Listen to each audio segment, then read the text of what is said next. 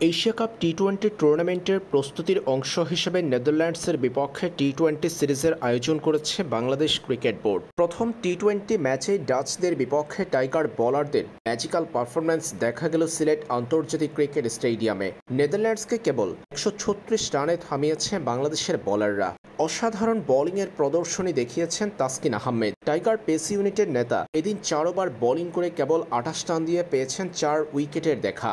বরাবরের মতো আজও বল হাতে দুর্দান্ত মুস্তাফিজুর রহমান ইকোনমিক্যাল বোলিংয়ের পাশাপাশি পেয়েছেন উইকেট। ক্যাচ মিস না হলে ফিজ, উইকেটের সংখ্যাটা আরও বাড়াতে পারতেন এদিন। ৪.৭৫ ইকোনমি রেটে বোলিং করা ফিজ ৪ ওভারে ১৯ রান দিয়ে পেয়েছেন ১ উইকেটের দেখা। দলের বাকি দুটা উইকেট পেয়েছেন সাইফ হাসান।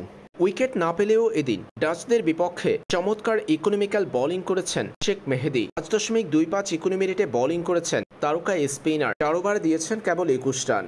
শুধু বোলিংই নয়, মাঠে দুর্দান্ত ফিল্ডিং করেছে টাইগার ফিল্ডাররা। একে একে ৩টা ক্যাচ তালুবন্দি করেছেন জাকির আলী অনিক। ক্যাচ ধরেছেন তৌহিদ হৃদয়, সাইফ হাসানরাও।